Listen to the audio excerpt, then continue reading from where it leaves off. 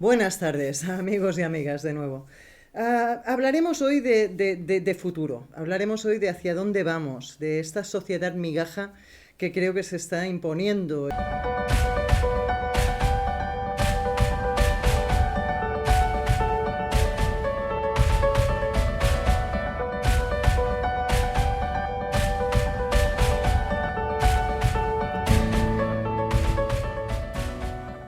Esta semana mismo Sánchez decía que se iban a aprobar leyes para la escasez. Esto de ir al súper y arrasar con todo ya no va a ser posible. No vamos a poder vaciar las estanterías de papel higiénico ni de aceite de girasol. Ahora vamos a tener que limitarnos, o nos van a poder limitar el número de artículos de cada cosa que podamos comprar. En fin, se avecinan tiempos para más escasez.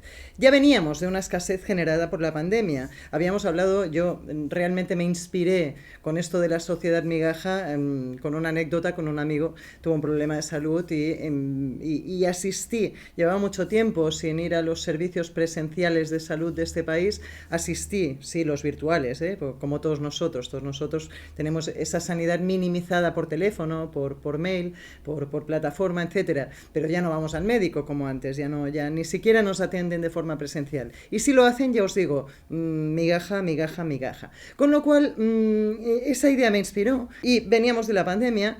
Y con la guerra pues se ha ido acrecentando. El tema es que llevaba pensando sobre esto, y además sobre otro tema del que hablaremos hoy, sobre el cambio en las redes sociales. También se han convertido en un reflejo de esta sociedad migaja, lógicamente, después lo veremos, cuando ayer pues me reafirmaba muchísimo en todo mi discurso. Ayer leía a Santiago Niño Becerra, un economista bastante potente, al que ya había leído con anterioridad, pero en el que no había profundizado quizás tanto. Acaba de publicar un nuevo libro, Futuro, ¿qué futuro?, que habla precisamente, pues un poco en otros términos, pero un poco de lo mismo. No soy economista, yo lo voy a enfocar muchísimo más en el tema de las redes, en el tema de la atención informativa, en el tema de la sociología, en el tema de la psicología social, que sabéis que son mis especialidades, pero me ha ayudado muchísimo ver que el marco económico pues me da la razón también, o es coherente con lo que pienso del escenario al que vamos. Precisamente todo el escenario cyberpunk. Lo hemos dicho en otras ocasiones, creo que en el vídeo que os lo dejo aquí arriba, en el vídeo sobre el metaverso y sobre si vamos a hacer un mundo alternativo con los mismos vicios, perversiones y defectos que pues vamos mal. Y viendo el metaverso, que cada día es más un lugar económico y menos un lugar social o activista o de desarrollo humano o de evolución social o lo que queráis llamarle, pues no soy demasiado optimista. Ayer mismo, dicho sea de paso, aparte de que Heineken hacía una parodia en el sentido en el que yo lo digo, en el metaverso no se va a poder beber cerveza, sacaban la cerveza virtual haciendo la broma de que no era lo mismo, de que, bueno, la sacamos pero no es lo mismo, era como un poco una crítica, una parodia, pero ayer mismo creo que también leía que Pull&Bear ha montado un chiringuito en el metaverso. Está interesante, te puedes probar ropa en tu avatar virtual, en fin, cosas que al final no dejan de ser aplicaciones comerciales del metaverso. Toda la parte social, ya os digo, activista de desarrollo humano está por hacer y veremos lo que tarda en hacerse, si es que llega a hacerse.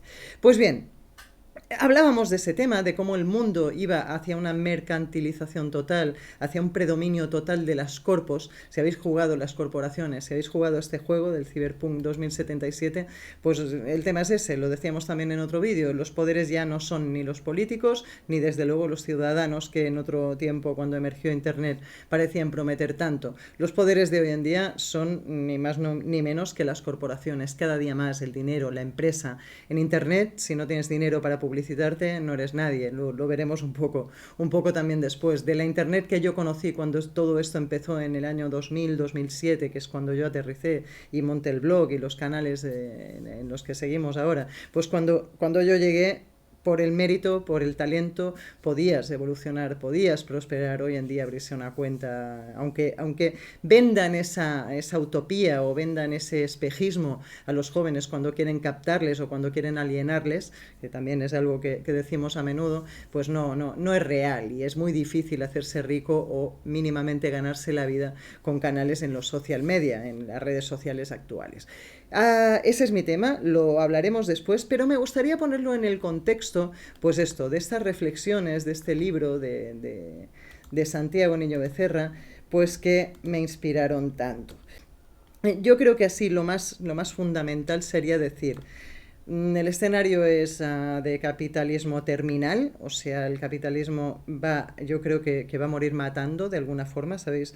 Cuando vamos a morir nos revitalizamos de alguna forma. Pues creo que con el capitalismo, o crea Santiago que con el capitalismo va a pasar lo mismo, y que estamos ahora como en una época de efervescencia total del capitalismo. La tecnología sustituirá muchísima mano de obra, el neoluditismo, todos estos temores neoluditas de que la tecnología nos acabará sustituyendo, pues cada vez son más ciertos. Y en consecuencia más desigualdad social. Actualmente creo que el dato era que las 50 empresas en el mundo concentran el 25% del capital mundial. Esto ha sido creciendo en los últimos años, o sea, el autor daba datos de cómo esto ha ido evolucionando año tras año, cuando parecía que no. O sea, la distribución de la riqueza cada vez es más desigual. Está desapareciendo la clase media, ya os digo, cada vez menos trabajo, más tecnificado todo, en puestos de trabajo que ya se sustituyen totalmente, en camareras de hotel robotizadas hasta personal de hospital. Con todo esto de la pandemia, los robots en China ya están muy de moda, los robots que administran las medicaciones en las habitaciones de hospital, ya para evitar todo contacto humano, ya no ya, en fin, me voy a la parte, no me voy porque no me quiero ir, pero se me va a la cabeza la parte más humana y más afectiva y más emocional del tema, que no es muy aconsejable. Pero bueno, eso lo hablaremos en otro vídeo. Realmente estamos mercantilizándolo todo, también la compañía humana, también todo absolutamente. Ya casi no nos saludamos por la calle, como decía hoy un compañero en TikTok, y al final lo que estamos pagando por ir al psicólogo y que nos escuche, porque nos den apoyo emocional, en fin, será el tema de otro posteo o de otro vídeo.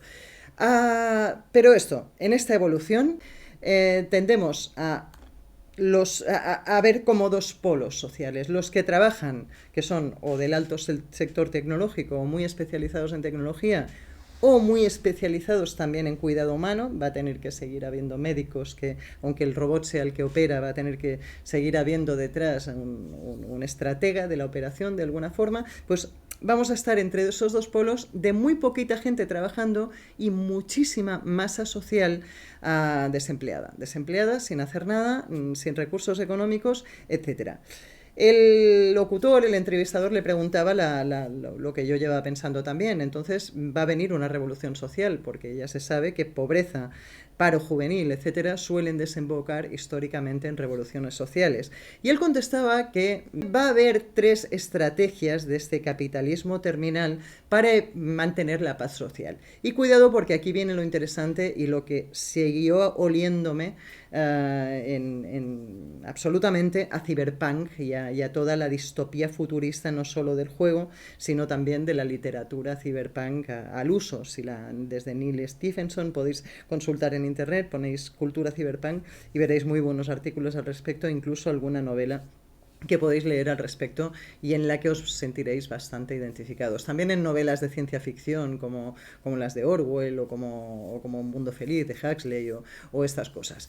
Pero en fin, realidades distópicas. Vamos hacia una distopía generada pues por este poder de las corporaciones, este despoder, este desempoderamiento del ciudadano, y que se va a soportar socialmente, y cuidado porque voy a lo interesante, en 3 pilares que dice él pues, que van a impedir la revolución que lógicamente podía haber pasado en otros tiempos. El primer pilar, la renta básica. Realmente en España es la primera vez en la historia que yo recuerde, en la que existe esa renta básica, ese pago mínimo a cualquier persona, pues por existir, por ser español, por el hecho de vivir en este país. Ya tenemos esa paguita de la Iglesias, que yo le llamo, esa pequeña paga que no va demasiado a ninguna parte, pero que ya asegura que la gente esté calladita, conformada y sin dar demasiada guerra. El ser humano pues tiene eso. Cuando yo lo decía, cuando somos las revoluciones, en el fondo, en los terremotos de Haití de hace un tiempo, lo decíamos, la pobreza en el fondo no lleva a la revolución. Lo que lleva a la revolución es la miseria. Cuando ya no tienes que comer, entonces sí que te levantas y te sublevas. Una forma de tenernos controlados pues es esta renta básica que todos vamos a cobrar en el caso de que no logremos formar parte de esa nueva clase dirigente de tecnócratas y de empresarios pues que van a ser los reyes del mundo cada día más, o que van a ser cada vez más lo que ya son, que son los reyes del mundo. En fin, el segundo punto, interesantísimo también, la marihuana libre. ¿Cómo vamos a mantener la paz social? Pues sabéis que un gran desmotivador de la población es la marihuana.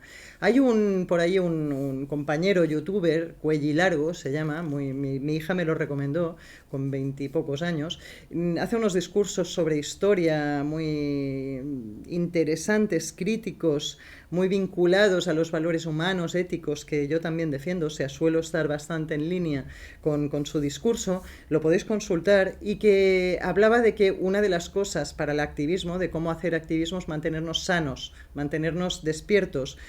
Si nos mantenemos enfermos y abotargados, primero, el sistema nos va a exterminar de alguna forma, este sistema sanitario que cada vez nos atiende peor en el fondo, vamos a acabar muriendo directamente, no vamos a ser útiles para el cambio social, porque el cambio social nos necesita sanos. Y segundo, y vinculado a este tema de Nillo Becerra, de la marihuana, pues vamos a andar como zombies por el mundo, a los que no les importa demasiado si el mundo cambia, si no, si las cosas son de una forma o de otra. Sabéis que los efectos de la marihuana básicamente son esos, los de desmotivación, los de me da igual todo, y si el mundo cambia o no, y desde luego yo no voy a ser quien ponga un paso en la calle, o un pie en la calle, y me manifieste por un mundo mejor, o quien invente soluciones creativas para solucionarlo, o quien haga activismo por internet, como hemos hablado en otras ocasiones, para arreglar las cosas, o publique opiniones que intenten despertar a la gente para cambiar las cosas. Hablando de despertar, interesante, por si me lo dejo más adelante, este autor habla también de que el capitalismo sí es finito y de que eso está en fase terminal, y seguramente sobre los años 2050, 2060, dice él, iniciaremos esa nueva era pues con mucha más conciencia social, más humana, que cambie las cosas.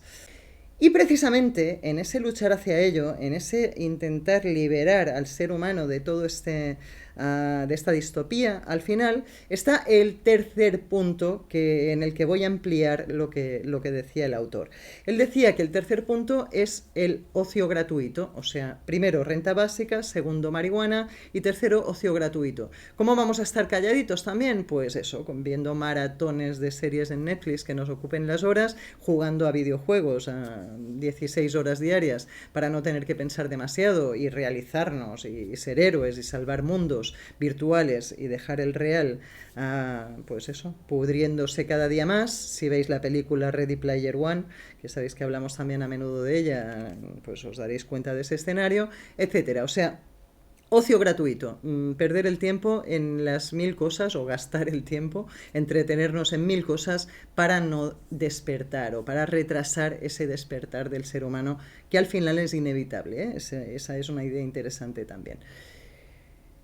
Voy a lo que me motivaba a publicar este vídeo. Yo soy experta en redes, yo llevo desde el año 2000 y poco analizando todo el tema de la organización sin organizaciones en redes, de Clay Shirky, y de cómo la red es prometedora para el cambio social. Eso desembocó de alguna forma también en el 15M, en movimientos de liberación social muy interesantes, a los que les debemos algunos pasitos adelante de lo que hicimos en esa época, pero sabéis que también digo que hubo un momento en el que empezamos a dar pasos atrás. Todos estos jóvenes prometedores que se autoorganizaban en redes, llegó entre otras cosas, el espejismo de hacerse rico en YouTube, en 1000 espejismos más, cooptados por un sistema que veía que peligraba, de alguna forma pues les echó atrás, les dio una patada para atrás.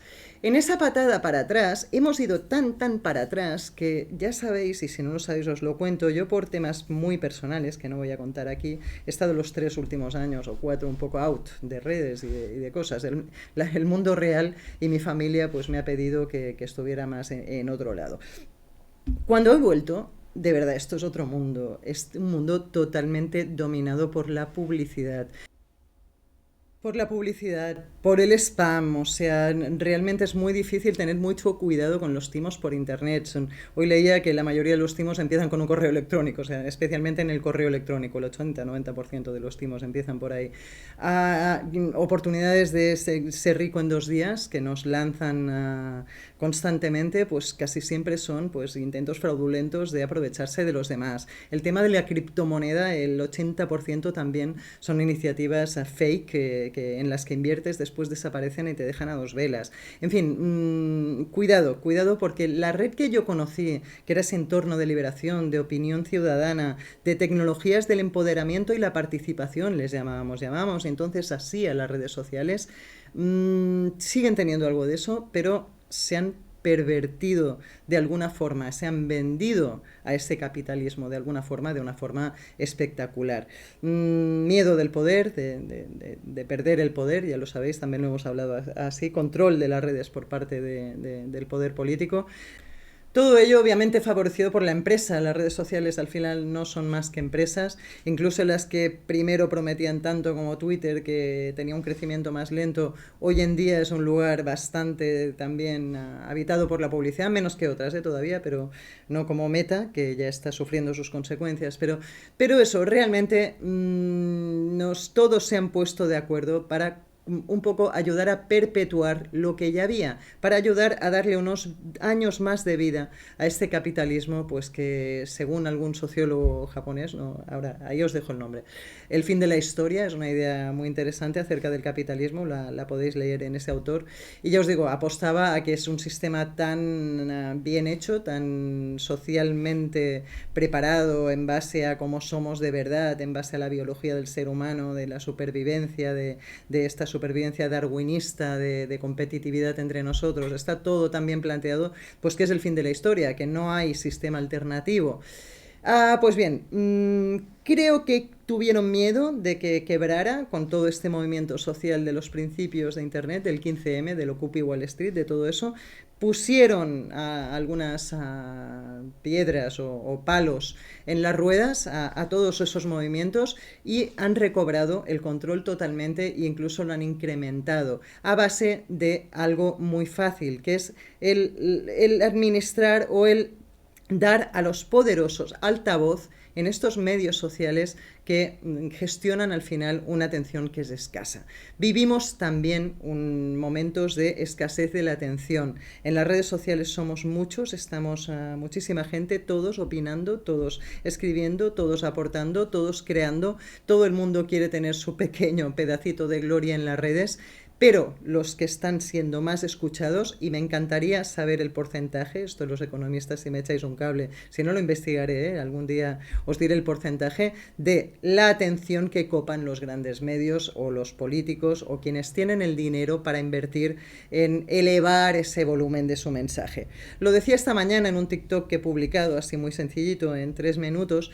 Al final todos tenemos una voz en las redes, pero los pequeños susurramos y los grandes tienen un altavoz infinito. Es muy difícil escuchar a los pequeños. Por eso, al final, y esa es la clave de este vídeo, debemos trabajar en ello. ¿Y qué hacemos? ¿Qué hacemos? Si estamos en casita porque no tenemos trabajo, con una paga mínima que nos permite subsistir, no tener demasiados caprichos, sino subsistir, se acabó lo de poder tener prácticamente de todo con poco dinero. Realmente la paguita nos va a dar para eso, para estar en esta sociedad de la escasez, para estar en casita entretenidos con el ordenador o con lo que sea. ¿Quién va a controlar? Es una reflexión que me surgió esta mañana. ¿Quién va a controlar que ese susurro no se termine organizando y pueda, pues de alguna forma, hacer daño al sistema? Creo que es posible, creo que no es fácil, creo que en otro momento ese poder de la organización sin organizaciones era mucho más potente que ahora, pero sigue siendo posible. A diferencia de otros sistemas, a diferencia de otros momentos de este capitalismo, en este momento es fácil la crítica, es fácil filtrar algún tipo de crítica. En otros momentos no era tan fácil. No tenemos en Occidente todavía esos mecanismos de control social que en China están desarrollados o en Rusia hemos visto estos días, pero además creo que no vamos a dejar que se desarrollen. No creo que el ciudadano esté dispuesto a abandonar ese derecho más o menos a la libertad de expresión que hemos conseguido. En fin, tengo esperanza en que esos susurros del ciudadano, en esas tecnologías del susurro que todavía nos han dejado a los ciudadanos, organizadamente puedan competir contra el Goliat de ese altavoz mediático brutal. Ese pequeño David pueda competir contra ese Goliat del altavoz mediático y por lo tanto de la economía, de las empresas, de quienes pagan publicidad en las redes por aparecer en todas partes, por modificar el algoritmo a su favor, pues tengo la esperanza de que podamos cambiarlo.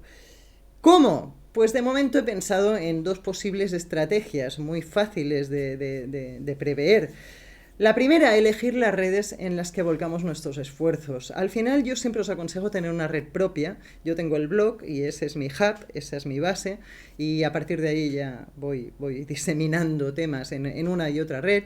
Pero además de tener esa red propia, de mantenernos en ese espacio un poco en el que nos puedan leer si nos bloquean, si nos banean de otras redes, además de defender esa red propia, creo que es interesante ir escogiendo en cada momento, aunque no tengáis blog, aunque no tengáis espacio propio, aquellas redes que de momento, sea por novedad, sea por respeto a sus ciudadanos, sea porque, pues no sé, porque su público es más joven y tolera menos la publicidad, sea por lo que sea, nos deja más voz o nos aumenta un poquito el volumen. Hay redes hoy en día en las que tenemos un poquito más de volumen.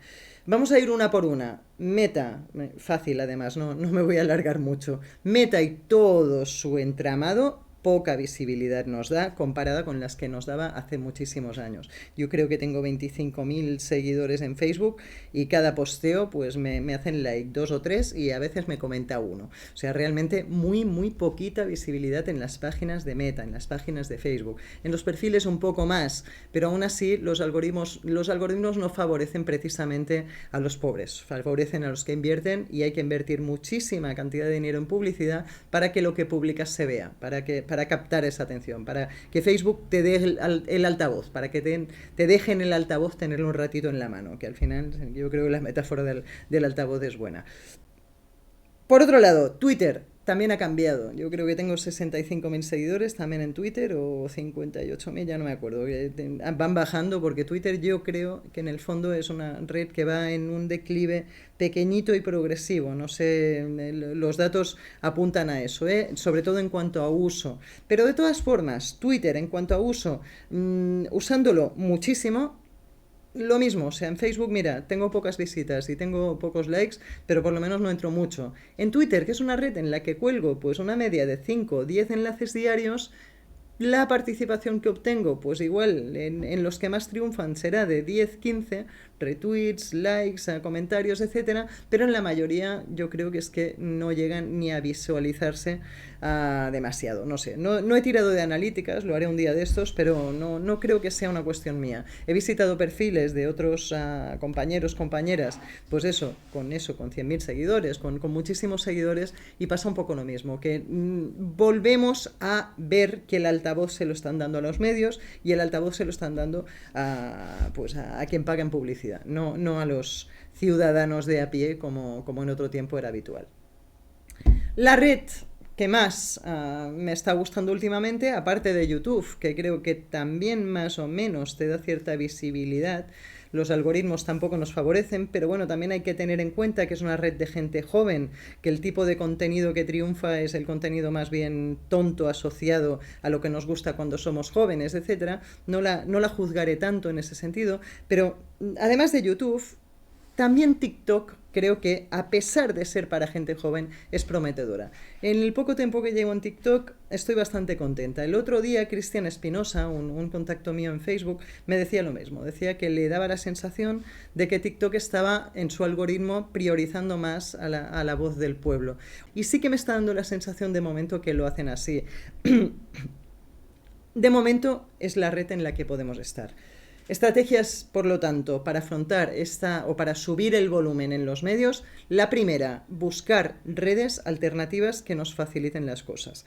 Dicen que Elon Musk va a sacar una nueva que va a ser muy libre y que no va a estar copada por la ultraderecha. Vamos a ver si es verdad.